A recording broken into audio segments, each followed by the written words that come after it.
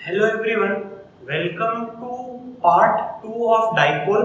हमने डाइपोल पे एक लेक्चर ऑलरेडी पहले पढ़ चुका था।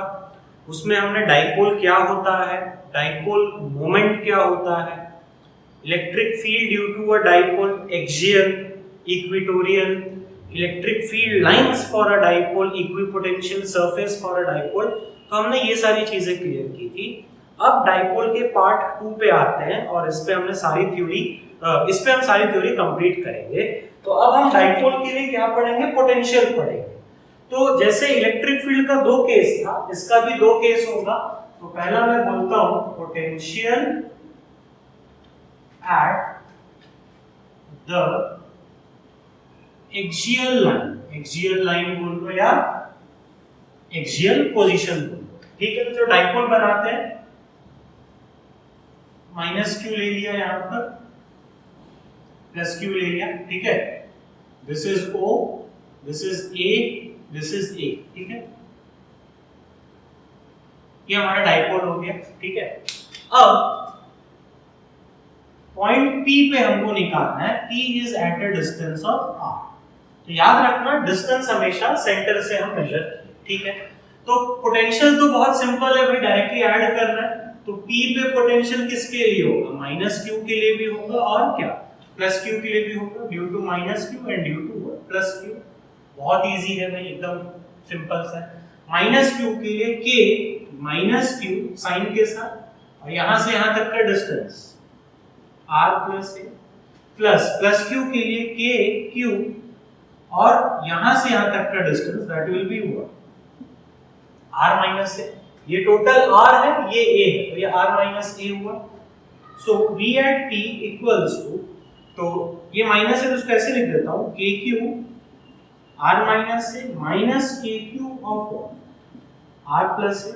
अब मैथ से भाई कोई दिक्कत वाली बात नहीं, k क्यू कॉमन ले लो। So this is 1 by r minus a minus 1 by r plus a। पूरा मैथ से यहां लिख रहा हूं मैं। So v at p is k Q, अगर हम कॉमन ले लेते हैं तो ये एलसीएम हो गया r माइनस से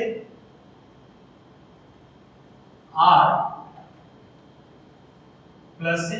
ठीक है, तो r माइनस से अगर यहां हो गया तो this is what, r plus से माइनस ऑफ r प्लस से अगर ले लेंगे माइनस ऑफ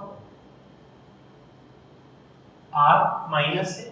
ठीक है, so v at p equals to k Q r plus a minus r plus a, और चलो इसको ऐसे ही रहने देता हूं मैं अभी। तो ये क्या क्या कट गया, r कट गया। ठीक है, सिर्फ कैलकुलेशन है भाई। तो this is what, k q 2a, a plus a 2a, and this is what, a minus b into a plus b, this is what, a square minus b square, a minus b into a plus b। ठीक है, but q into 2a is dipole moment p, so v at कहां पे, axial, v axial is what, क्या, k p r square minus a।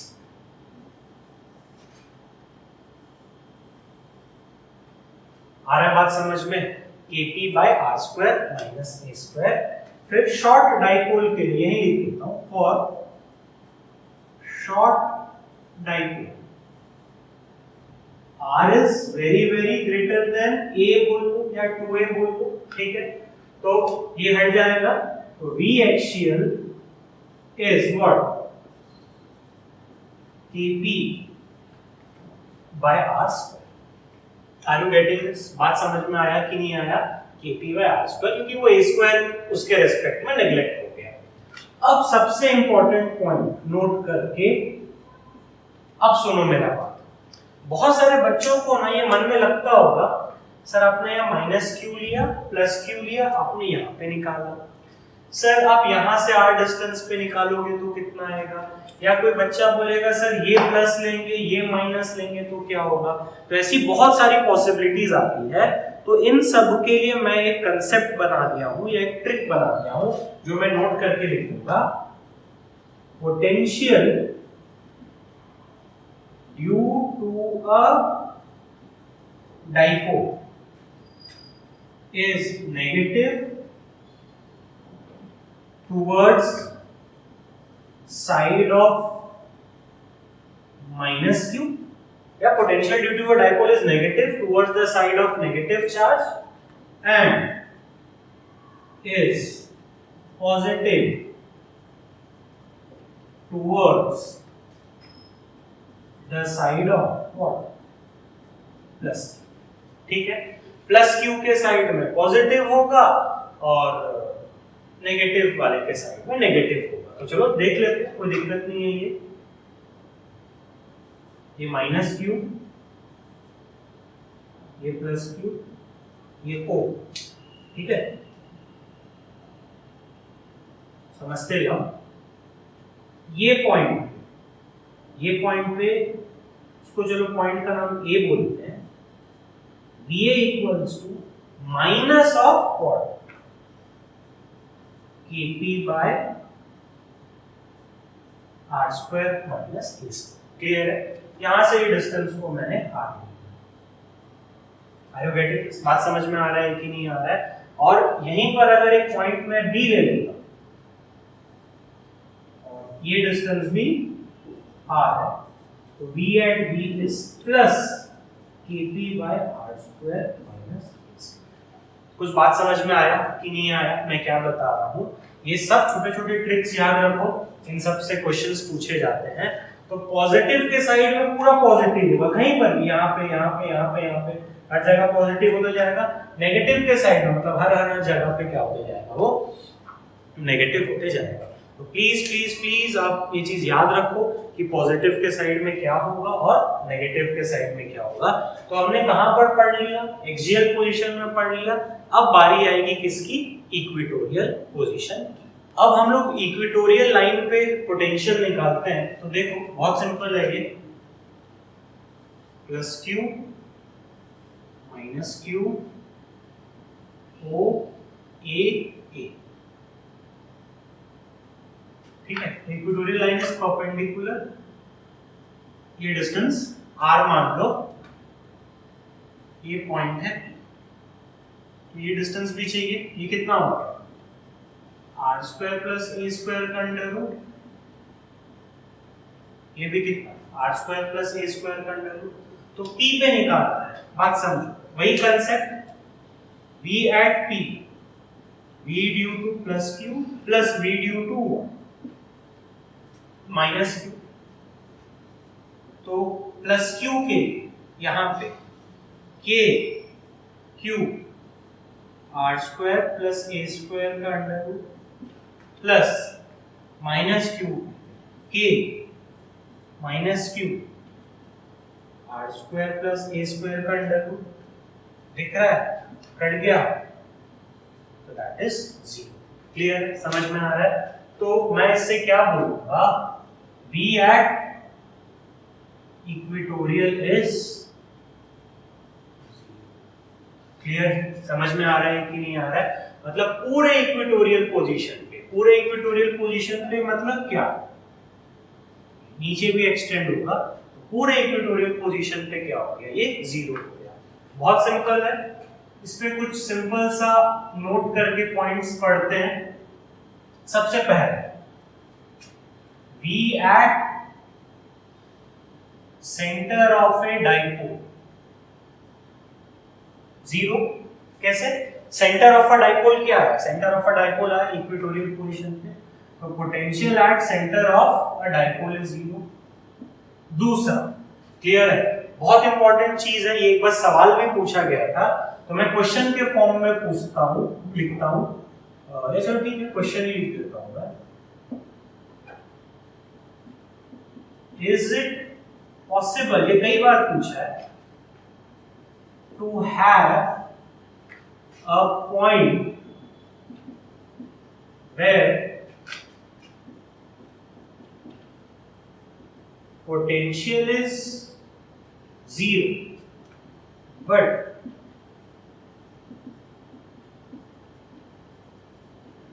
electric field is non zero. एक मामला कई बार CBSE में पूछा गया है, क्या ये पॉसिबल है कि पोटेंशियल जीरो होगा लेकिन इलेक्ट्रिक फील्ड जीरो नहीं होगा? तो बहुत सारे बच्चों को लगता है नहीं यार ऐसा तो पॉसिबल ही नहीं है, अगर इलेक्ट्रिक फील्ड है तो पोटेंशियल भी होना चाहिए और अगर पोटेंशियल नहीं है तो इलेक्ट्रिक फील्ड भी नहीं होगा। But the answer is what? Yes, it is what? Possible. ठीक है, कहां पर पॉसिबल है? इक्वेटोरियल लाइन पे पॉसिबल है। तो मैं आपको लिख दे रहा हूं at equatorial line of a dipole. ठीक है, equatorial line of a dipole potential is zero but E is not zero. If you people remember, ये चीज अभी तो हमने प्रूव किया कि पूरे इक्वेटोरियल लाइन पे पोटेंशियल क्या हो गया? जीरो हो गया, लेकिन E नॉन जीरो है।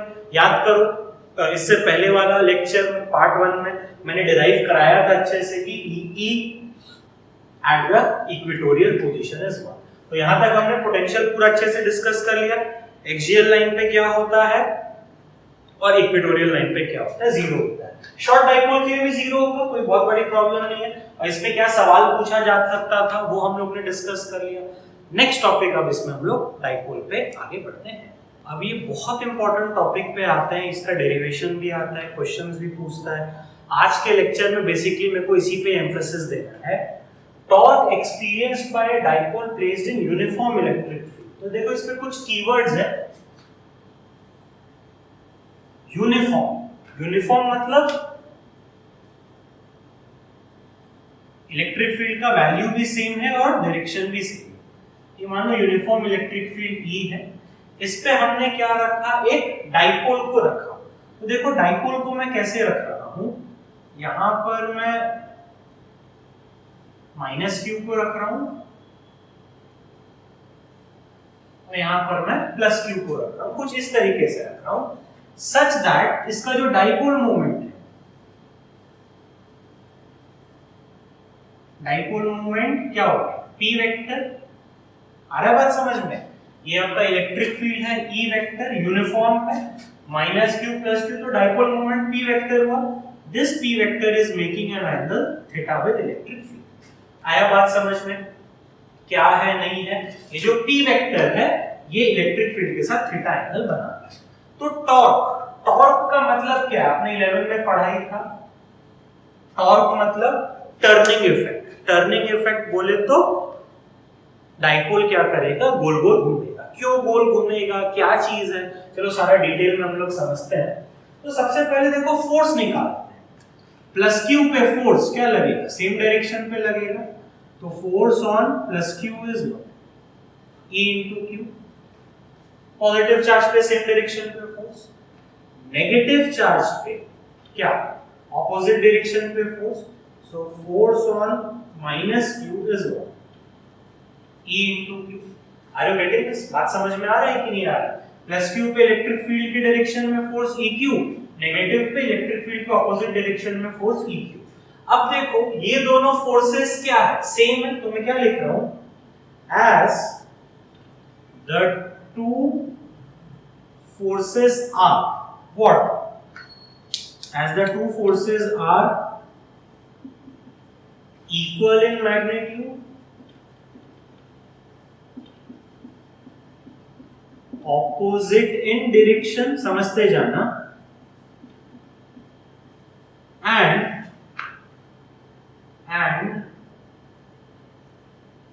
lie on different line of action. बात को समझो, मैंने 3 पॉइंट्स लिखाए हैं, क्लास 11 की चीजें हैं।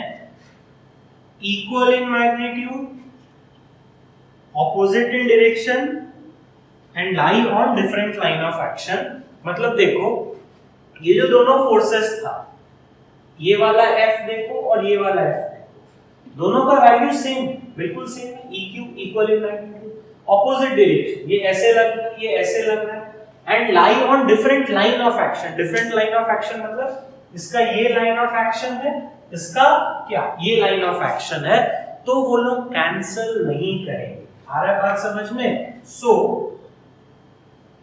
दे do not what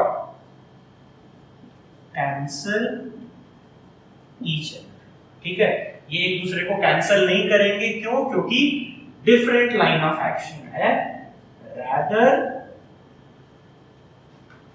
they form a couple, couple बोल दो या टॉर्क बोल दो, which rotates the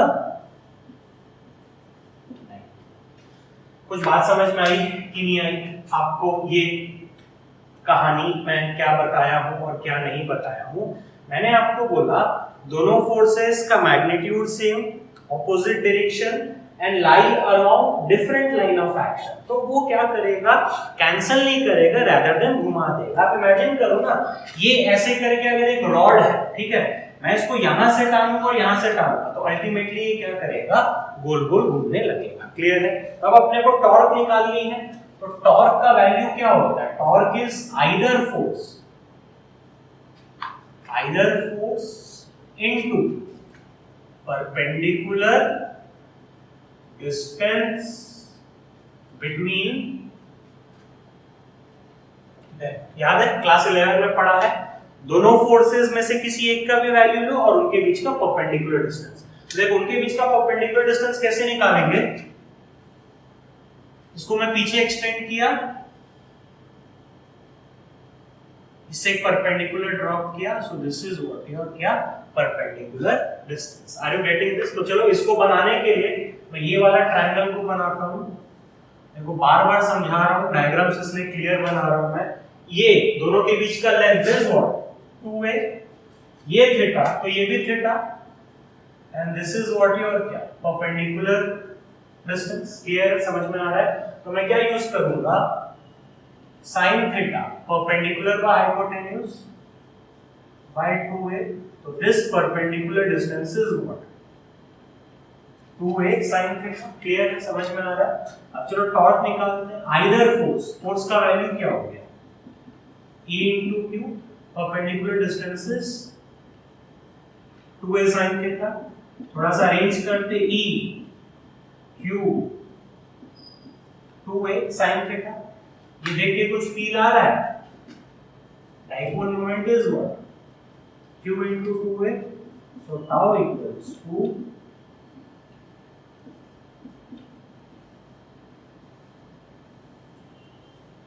PE sin theta.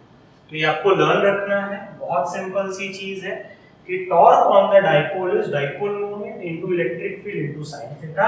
इसका वेक्टर फॉर्म भी आपको ध्यान रखना है, बहुत इंपॉर्टेंट है, P vector cross E vector.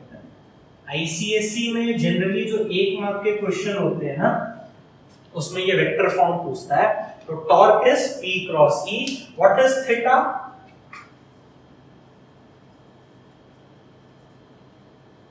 Angle between dipole moment and आ रहा है बात समझ में? हम अब डाइपोल को उसका चार्ज और उसका लेंथ से नहीं जानेंगे, हम अब डाइपोल मोमेंट से जानेंगे। तो ये पूरा डेरिवेशंस बहुत इंपॉर्टेंट है ये 2-3 लाइन का, पता है ये डेरिवेशन आता है तो ये 3 मार्क का ही आता है। तो आपको डायग्राम बनाने हैं, ये कहानी मैंने आपको समझाने के लिए लिखाई है, आप शॉर्टकट में भी लिख सकते हो, फिर सिंपल सा कैलकुलेशन। इसके बाद के लिए आपको क्या याद रखना है? Torque is PE sin theta या P vector cross E vector, dipole moment uniform electric field theta, angle between what dipole moment and electric field. अब ये अपने बेसिक्स पढ़ ली थी, अब कुछ इसमें डिटेल चीजें डिस्कस करते हैं। हमने डेरिवेशन पूरा डिस्कस कर लिया था, अब कुछ इसमें हम लोग नोट पॉइंट डिस्कस करते हैं। देखो हमारा टॉपिक क्या था? Torque experienced bye a dipole in uniform electric field. ठीक है, देखो मैं 2 कॉलम बना रहा हूं, dipole in uniform electric field जो हमने पढ़ चुका है, या dipole in non uniform electric field. ठीक है, ये आप चीज अच्छे से लिख लेना। यूनिफॉर्म में क्या होगा, नॉन यूनिफॉर्म में क्या होगा। तो देखो यूनिफॉर्म इलेक्ट्रिक फील्ड में net force on dipole is 0। ठीक है, यूनिफॉर्म इलेक्ट्रिक फील्ड में डाइपोल आगे पीछे मूव नहीं करता है, डाइपोल सिर्फ गोल घूमता है, तो उस पे फोर्स क्या हो गया, 0 हो गया। नेट फोर्स 0 को हम इस तरीके से भी लिख सकते हैं, नेट फोर्स 0 को मैं इस तरीके से भी लिखता हूं, no translational motion. Translational motion मतलब आगे पीछे होना, क्लियर। लेकिन जब डाइपोल को नॉन यूनिफॉर्म में रखोगे, इसको हम लोग को डिराइव नहीं करना, बस समझना है, आउटसाइड मतलब आउटलाइन समझना है कि यहां पर net force on dipole is non zero, मतलब डाइपोल पे फोर्स लगेगा, इसमें डाइपोल पे फोर्स नहीं लगता था, net force on dipole is non zero. तो इसमें क्या होगा, it will have what, translational motion. उसको क्या होगा, ट्रांसलेशनल मोशन एक्सपीरियंस करेगा। आर यू गेटिंग, इस बात समझ में आ रहा है कि यहाँ पर। Third point, net torque on dipole is non zero, मतलब डाइपोल गोल घूम रहा है, टॉर्क उस पे लग रहा है, ये टॉर्क को पता है हम क्या बोल सकते हैं, it will have rotational motion, मतलब क्या करेगा, वो रोटेट करेगा। अब जब आप नॉन यूनिफॉर्म इलेक्ट्रिक फील्ड में रखोगे तो उसमें भी वो घूमेगा, तो मैं लिखूंगा net torque is non zero. ठीक है, इट विल हैव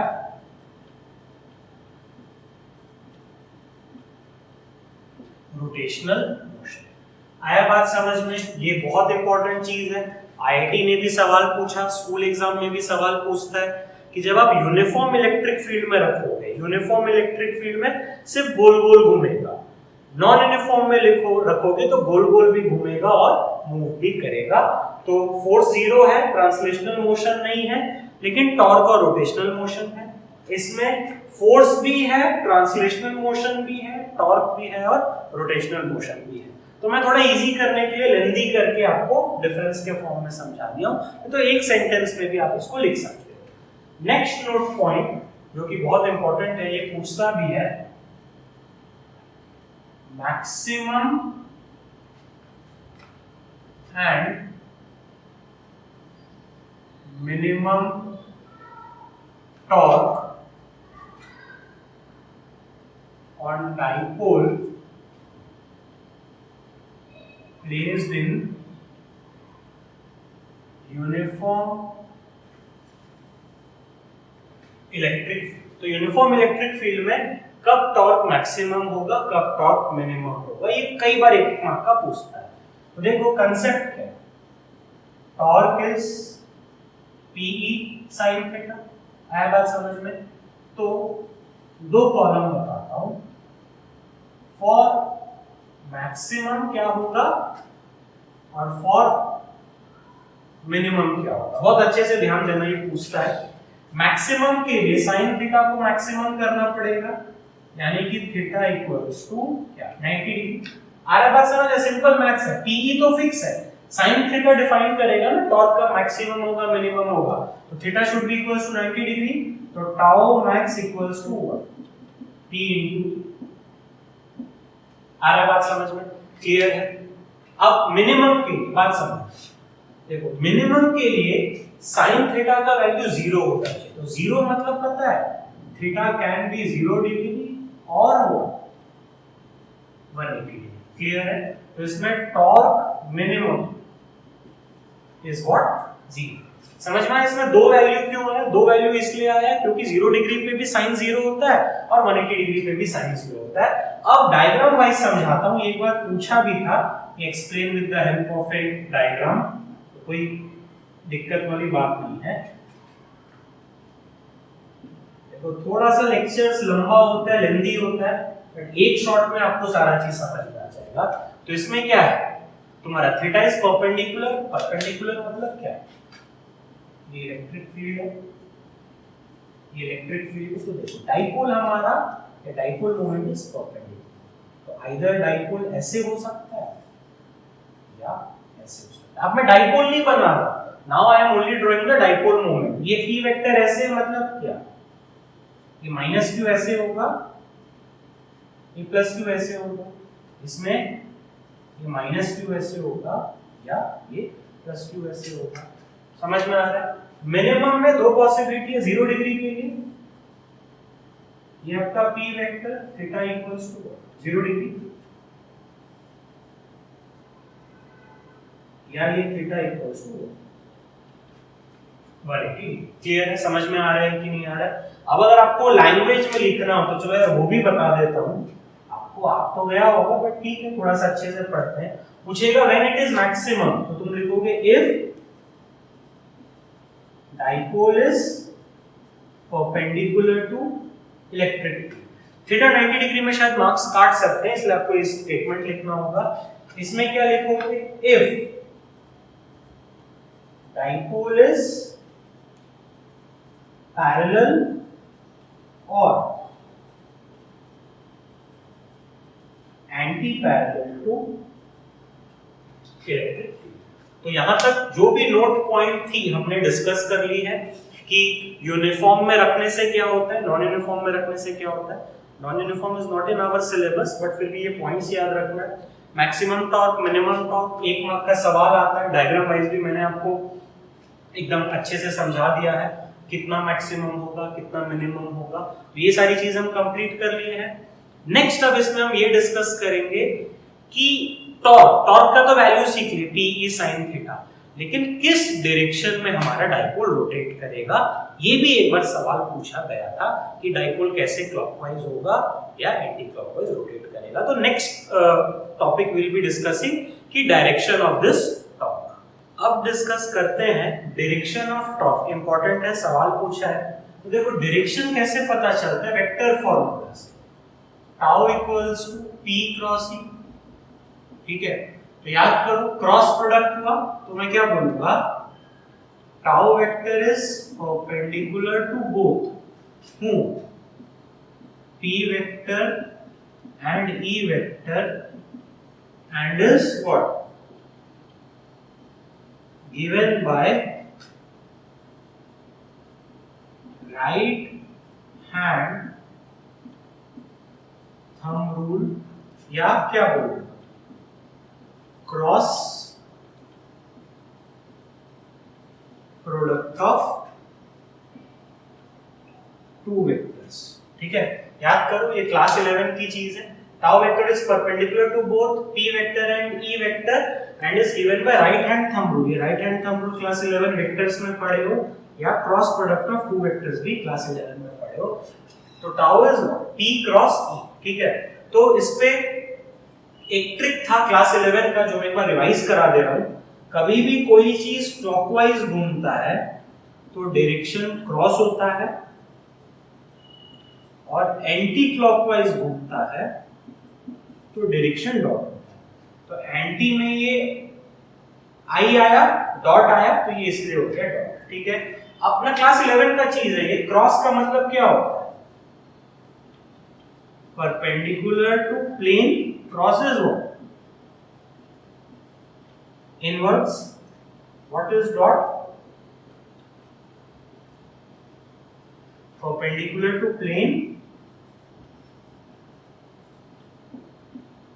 outwards। तो ये बेसिक्स था, क्लास 11 में हम लोग पढ़े थे। ठीक है, अब देखो मैं इसको एक्सप्लेन करता हूं यहां पर दो पॉसिबिलिटीज के साथ। ये मान लो इलेक्ट्रिक फील्ड है, ये भी मान लो आपका इलेक्ट्रिक फील्ड है। तो सपोज एक ई वेक्टर, सपोज एक डाइपोल ऐसे करके रखा है और एक डाइपोल ऐसे करके रखा है, ठीक है, क्लियर है। तो दोनों पॉसिबिलिटी है, दोनों चीज में आपको बताना है टॉर्क का डायरेक्शन क्या होगा या डाइपोल कैसे करके रोटेट करेगा।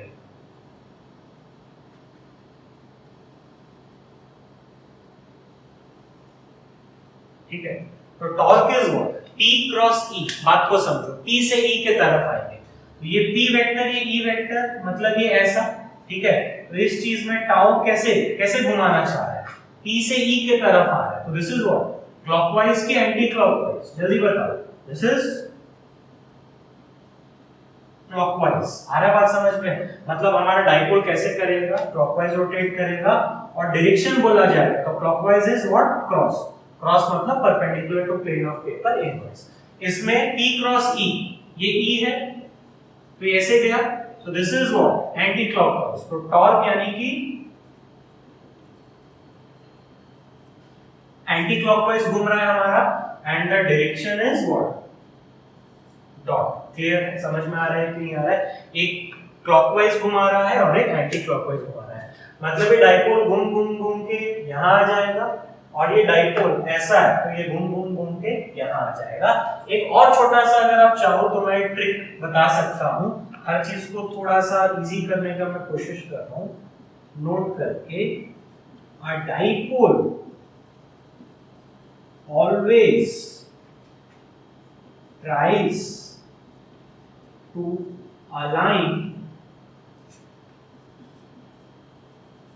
itself along the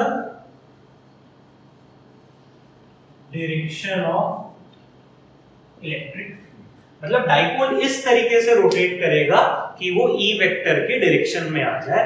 यानी कि देखो ये रोटेट करके ऐसा आ गया, क्लियर है, ये भी क्या है, रोटेट करके ऐसा आ गया, यानी कि इसको और अगर अच्छा लिखो, और P vector is along E vector.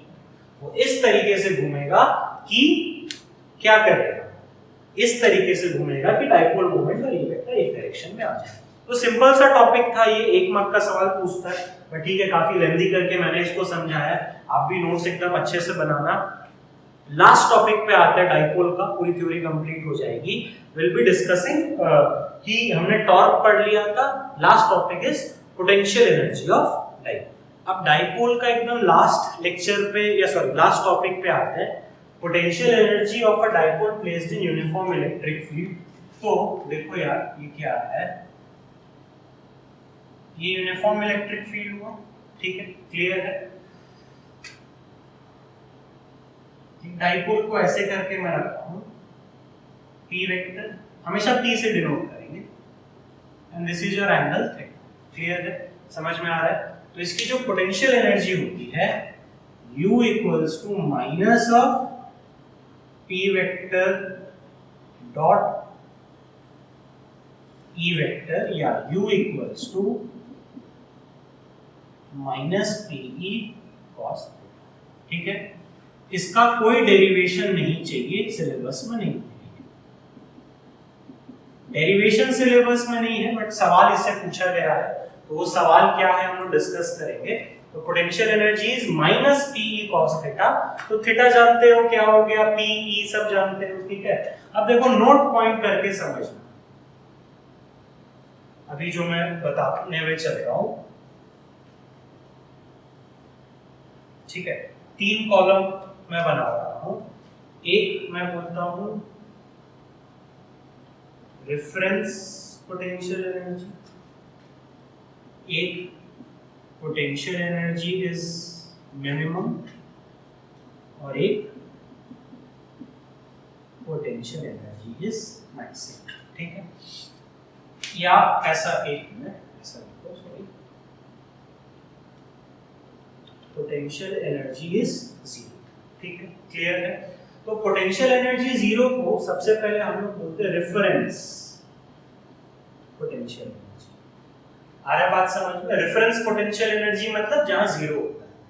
जब भी पोटेंशियल एनर्जी मिनिमम होता है इसको हम लोग बोलते हैं स्टेबल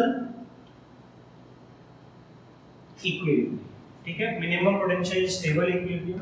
पोटेंशियल एनर्जी मैक्सिमम को हम लोग बोलते हैं unstable equilibrium. Are you getting this? बात समझ में आया? Reference zero, stable potential energy is minimum, unstable मतलब potential energy is maximum. Class 11 की चीजें डिस्कस कर रहा हूं। नंबर 2, पोटेंशियल एनर्जी जीरो कब होगा? जब थीटा इक्वल्स टू 90 डिग्री, तो यू कितना होगा? जीरो। इसमें मिनिमम कब होगा? मिनिमम मतलब कॉस कितना? जब theta equals to 0 degree. Theta अगर 0 हो तो कॉस 0 का वैल्यू 1 हुआ, तो you minimum is minus P, ठीक है, क्लियर है। अब मैक्सिमम कब होगा? जब थीटा का वैल्यू कितना हो गया? 180 डिग्री। तो cos 180 इज व्हाट? -1, तो माइनस माइनस होके पोटेंशियल एनर्जी मैक्सिमम PE। बहुत सिंपल सा चीज है, कोई दिक्कत वाली बात ही नहीं है ये। तो आपको यही सब चीज पूछता है कि कहां पर पोटेंशियल एनर्जी मैक्सिमम हो रहा है और कहां पर पोटेंशियल एनर्जी मिनिमम हो रहा है। मैक्सिमम को अनस्टेबल इक्विलिब्रियम, मिनिमम को स्टेबल इक्विलिब्रियम। डायग्राम अगर देखना चाहो तो डायग्राम भी दिखाई देता हूं। Electric field, uniform electric field ही पढ़ रहे हैं हम, ठीक है, ठीक है। तो क्या डायग्राम बनेगा इसमें? डाइपोल परपेंडिकुलर है, तो इधर ऐसा होगा या ऐसा होगा, ठीक है। इसमें जीरो होगा यानी कि सेम डायरेक्शन, ये ऐसा होगा, opposite direction. Are you getting this? बात समझ में आ रहा है कि नहीं आ रहा है? तो ये चीज बहुत इंपॉर्टेंट है, इससे आप लोगों को कई बार सवाल पूछे जाते हैं, ठीक है। नेक्स्ट ये last important note point, work done to rotate a dipole equals to, याद रखना, final potential energy minus initial potential energy. ये कंसेप्ट से काफी आपको सवाल पूछा जाएगा। डाइपोल यहां है, उसको यहां पर लाओ, तो work done to rotate a dipole is final position का potential energy minus initial position का पोटेंशियल एनर्जी। तो इस पे एक सवाल काफी पूछा गया है, ये आप खुद करोगे। फाइंड वर्क डन, मतलब ये सवाल में पूरा सारा आ गया। Find work done to rotate a dipole of moment, moment बोले तो डाइपोल मोमेंट 100 SI यूनिट्स, जो भी उसका SI यूनिट्स है। Find work done to rotate a dipole of moment 100 SI units from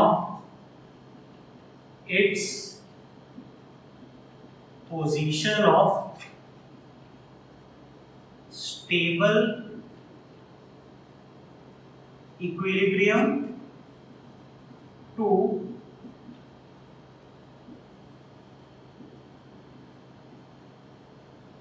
unstable equilibrium. Electric field का value दे देता हूं, चलो। Given electric field is 200 newton per coulomb, ठीक है। तो प्लीज इसका जो आंसर है आप सॉल्व करके कमेंट सेक्शन में लिख सकते हो। ये 1 मार्क का सवाल है, एक बार नहीं काफी बार पूछा गया सीबीएसई आईसीएसई में। तो क्या सवाल है? Find work done to rotate a dipole of moment 100 SI units from its position of stable equilibrium to unstable equilibrium. तो स्टेबल इक्विलिब्रियम से उसको अनस्टेबल पे लेके जाना है, यानी कि ये u फाइनल हो गया, ये u इनिशियल हो गया। तो स्टेबल अनस्टेबल आपको पता है, सारी चीजें पता है, वैल्यूज गिवन है। तो यहां तक हमने डाइपोल पूरा कंप्लीट कर लिया। पार्ट 1 आप पढ़ चुके होंगे, पार्ट 2 मैंने इसमें डिस्कस कर लिया। अब इस पे डाइपोल का हम लोग न्यूमेरिकल्स करेंगे, that we will be doing in what next lecture till then please revise करो, डाउट्स जो भी हैं फटाफट क्लियर करो। Thank you.